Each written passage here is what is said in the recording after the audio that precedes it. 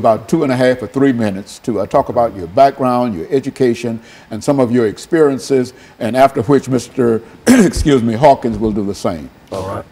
My name is JWatkins80. I'm a 44-year-old male. My background is I'm the president of the Dads Against Destruction. It's a program we try to help dads change their lives around to making better choices and decisions where they're going in life. My background in education, I attended White Creek Comprehensive High School. I left school in 1991. I left from there. I didn't graduate, but I did a few years later, wind up getting my GED. Then after I received my GED, I went on off to college in Flathead Valley Community College. That's in Montana, Kalispell, Montana. So that's my education. And what I have to deal with child support is I've been dealing with child support for over 20 years.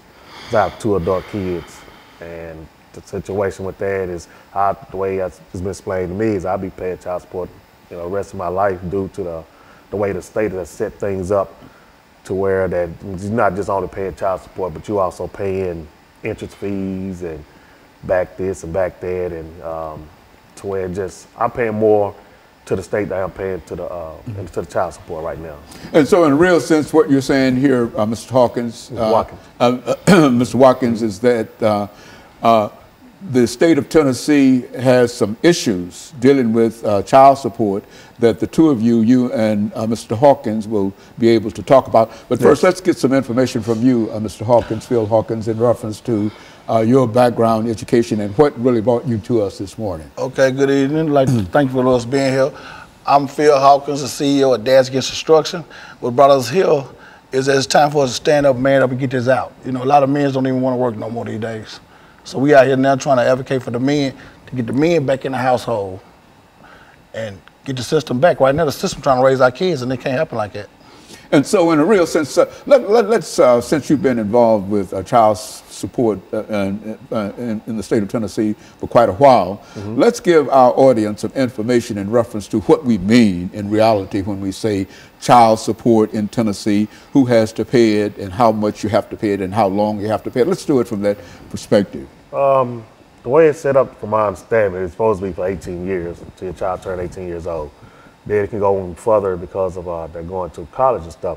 I can understand all that, but situations in life happen. Man's job might slow down at different points of the season to where he's not able to make his whole payment, or he might lose a job, or just things happen. But that doesn't stop child support from running, and as it keeps running, if you miss, it's like a credit. If you miss a payment, if you don't pay your whole full balance, they're gonna charge you a late fee. And this is how I feel about it, because I'm paying late fees every day, all day long, because of I'm just might be slow on getting the payment, makes me slow at work and stuff, and I'm not even making a payment. But it's just a system to where it's like it makes me feel like the state getting more out of it than the child is.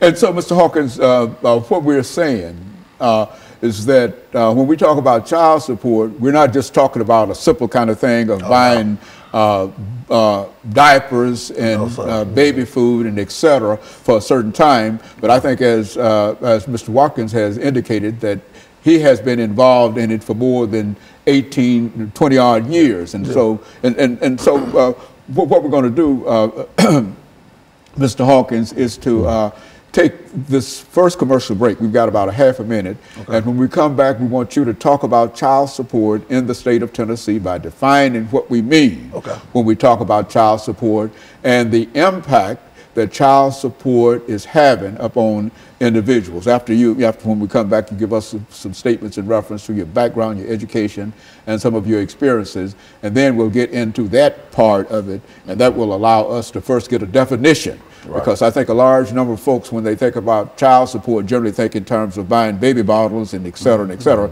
But it seems that we're talking about something that lasts 14, 15, 20 years. And I think that that's a different situation. And so when we come back, I feel what we'll do is to allow you to start us off. And we'll be back with our audience following this very, very short commercial break.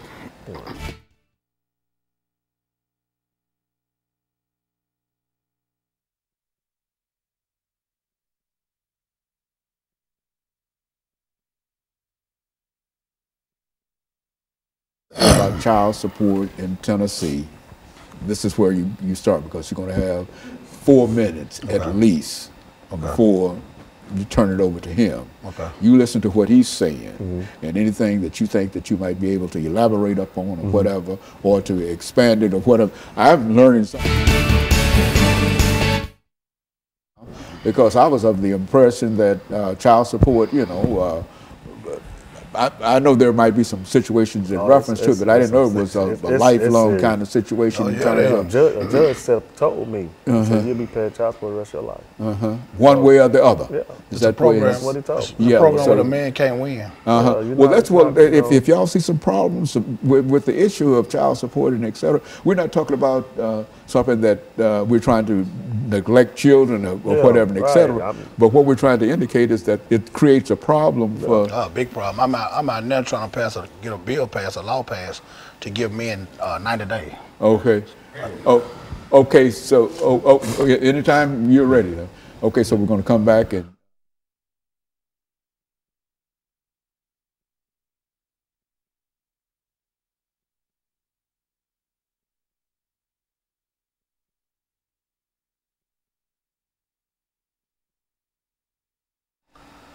Thank you and welcome back to the second segment of the show for today. The topic is child support in Tennessee, and we have with us to talk about child support in Tennessee Mr. James Watkins and Mr. Phil Hawkins. And so, Mr. Hawkins, let's see if we can get some information from you, because we were unable to get it the last time, from you in reference to your background, your education, and some of your experiences that led you to us this morning, and then make some statements in reference to child support in Tennessee, and then we'll move to Mr. Watkins and allow him to sort of finish this segment for the morning. Okay. Well, I came out of Glencliff High School, like my buddy here, didn't graduate, went through the system to graduate, get GED, and just got, you know, going through life changes, ups and downs. But we also been in the child support system, like he said, 20, 30 years, where we can't win, you know, and it's time for us to take back our stand on it. We keep falling for everything. We got to stand for something. And this child support thing, it got to be, well, the average man these days don't even want to work a job. You know, they taking half his check, the child at home don't get the money, the state taking all their money, and then you left with $100, $200 to feed for 2 or 3 kids. So that's what we man up. We're taking up back our lives. We're addressing the issues now. It's time for us to, you know, do what we need to do to get these fathers back home. Maybe we stop some of this gun violence, you know, because the father's not there, he can't raise his kids. But if you bring a father in, he can discipline his kids. The state can't do it by itself no more. Now, when we talk about child support, and I think a large number of members of our audience might think in terms of supporting that child for a certain amount of years and et cetera. But what's your view in terms of child support, which is to say that you are paying for your child, yes, sir, but at the same time there are some issues that you like to deal with? Yes, sir. I found out just the other day, I'm advocating child support every day. I just found out the other day I was with my kid's parents, my kid's mother, 24 years. And I just found out the other day I'm $139,000 behind on child support payments. So how that system add up? I was with my kids every day of their life, all 3 of them. But I'm behind, I take care of my kids.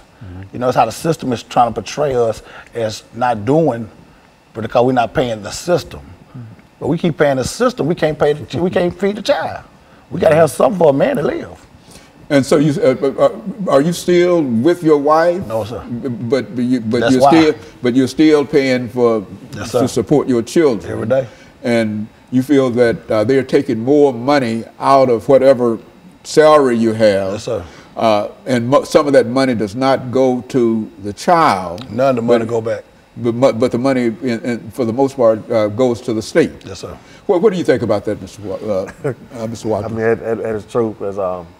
As you just asked me, about going towards the child, it's true. I've had the mother me call me, ask me, well, when is your job going to send the money? I said, what do you mean? It's coming out of my check. Well, they send it when they want to send it. And it causes conflict within the household. I've lost a house. I lost my family. I've lost cars. I've lost jobs and everything. I've lost my freedom over child support. And, you know, it took a real big toll on me mentally and emotionally, because you know, I desire to be home with my kids. My kids are my everything. And to take me out of my home because I fell behind on a bill, you know, that's like, come on, man, you're not just taking me out of home. What do you mean when you say to take you out of your home? How does that? When you take a person out of their home, when you take a person's job from them, what is that man gonna do? He's gonna wind up trying to figure out a way to go out here and get some money. Right. Because if you love your kids, you're gonna revert to anything in the means necessary to get money to feed your kids or do what you can do. So yes, I've made some choices in life to where I started going towards the street life. Because of why? Because every time I turned around, I was getting harassed. I was getting harassed by the judges to the point to where they was like, well, this is the state law. So is it state law? Then okay, if I can't make this money, you taking all the money, my kids not getting fed, my lights getting cut off, this is happening. Well, I got to hurry up and go out here and find another way to get this money, because not only am I hearing from you all, but I'm also hearing it from her. You know, and when that's all that comes into play, it pushes a man outside that household to where he's looking to where, like, man, what am I gonna do? So when we sit up here, we look at these other young men out here on these streets, and they trying to do different things. You know, when I talk, when the first thing come out of their mouth, man, I gotta feed my kids, man. And you know, it's like that's where that destruction come in. So me and PHawkins, we have been through it, and we have fought through many things to try to maintain a fatherly relationship with our kids and everything, which we still do. Just because they took us out the home don't mean we still ain't in our kids' lives. But we still try to you know, educate the younger men, the future and everything to, hey, we're gonna try to get some help, because I know where you're being, I know where you're going and stuff. So, Phil, when you think in terms of child support in Tennessee, what would you consider to be the most destructive thing that the state of Tennessee is doing in order to either help you or prevent you from really supporting your children? I mean, the first thing they're doing, they need to let the dads or father be a father. The state cannot raise or come in a household and raise kids. And that's what they're doing. They make sure the father's not there by leading the mother wrong. Make sure the father not there. So there you go, you got a son